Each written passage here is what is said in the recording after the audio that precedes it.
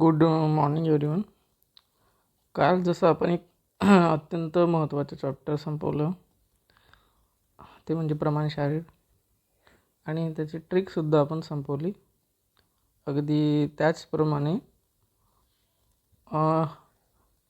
आपण आता एक महत्त्वाचं टॉपिक बघणार आहोत. That means as osteology. Osteology जो आहे त्याचं आपण आयुर्वेदीय पार्ट इथं संपवणार आहोत किंवा बघणार आहोत. तर याची व्युत्पत्ती काय आहे, हा शब्द कशापासून बनलेला आहे ते आपण बघणार आहोत. अस्यते इति असि संजिभ्यां क्थिनम इति उणादि सूत्रे तेन असक्वित क्थिन इज इक्वल टू अस्ति. तदश्च संज प्लस क्थिन इज इक्वल टू सक्थी. ठीक आहे. हा जो आहे सप्तधातूंपैकी सर्वात कठीण असा धातू आपल्याला बघायला मिळतो. सप्तधातूंपैकी सगळ्यात कठीण असा जो काही धातू आहे तो आहे अस्थि धातू.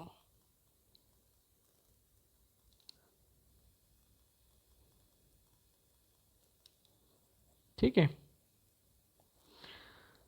हा एकच धातू मृत्यूनंतर शरीर पंचतत्वात विलीन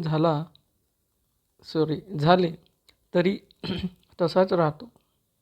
शरीराला आकार व आधार, जो शेप देने का जो कार्य है और स्ट्रक्चरल फ्रेमवर्क करने का कार्य जो है वो अस्थि धातू करता है. अस्थिची उत्पत्ती कशापासून होते, तर साधारणतः पूर्वधातूपासून. पूर्वधातू कुठला, तर पूर्वधातू जो आहे तो आहे मेद धातू. ठीक आहे. हे सगळ्यांना माहिती आहे. रादर BMSला आल्यानंतर आपण ते धातूंचा क्रम वगैरे बघतो, तर त्यात ते आपल्याला माहिती होतं. पुढचा पाठ जो आहे तो आहे अस्थि उत्पत्ती व महत्त्व आणि त्याचं कार्य. सप्तधातवः रसासृक मांस मेदो अस्थि मज्जानि मज्जशुक्राणि अत्र अस्ति एव आधार इतरेषां धारणात् धातवः इति उच्यन्ते. धारणं नाम पोषणम्, आधारः, अवलंबनं वा. अभ्यन्तर्गतैः सारयथः तिष्ठन्ति भूरहुः अस्थिसारैस्ततः देहा ध्रियन्ते देहिनां ध्रुवम्. तस्माच्चिर विनष्टेषु त्वकमांसेषु शरीराणाम् अस्थिनिं न विनश्यन्ति सारो अन्यतानि देहिनाम्. मांसा अन्यत्र निबन्धानि शिराभिः स्नायुभिस्ततः. अस्थि अन्यल्बनं कृत्वा न शीर्यते पतन्ति वा. अस्थिः देहधारणं मज्जा पुष्टिश्च कुर्वन्ति. यातला जो काही महत्त्वाचा आणि मस्ट टू रिसाइट जो श्लोक आहे तो मी इथं हायलाईट करतोय. हा जो आहे हा मस्ट टू हायलाईट श्लोक आहे. ठीक आहे. Must to recite. ठीक आहे.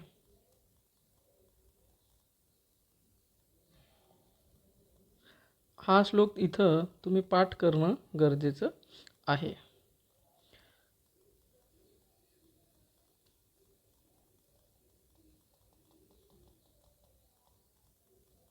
पुढे जाऊया.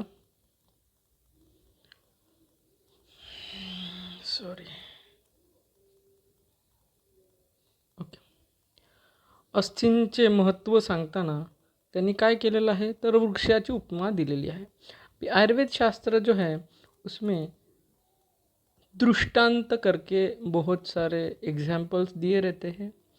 लोक पुरुष साम्य सिद्धांत का मतलब जो चीज़ शरीर के बाहर है वही चीज़ आपके शरीर के अंदर भी है, उसके रिजेंबल्स वाली चीज़ों का एग्जाम्पल आपको दिया जाता है। तो वो है उपमा, उपमान प्रमाण। तो उपमा किसकी दी गई है अस्थि को, तो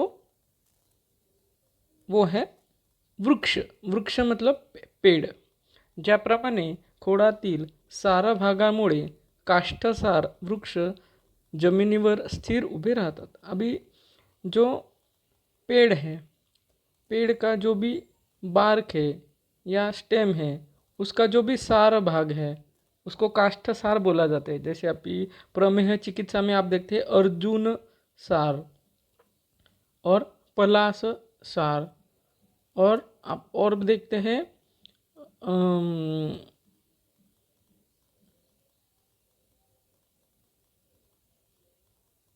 सागवन का सार। सागवन जो लकड़ा होता है उसका हम लोग चेयर्स फर्नीचर्स वगैरह बनाते हैं। तो उसका जो है वो सार भाग है, वो क्या करता है उसको, उसका जो स्टेम पार्ट है, उसका जो बार्क है, वो उसको जमीन पे अच्छे से स्टेबल खड़ा रखता है। त्याप्रमाणेच अस्थिसारतेमुळे मनुष्याची देहधारणा उत्तम होऊन तो स्थिर झालेला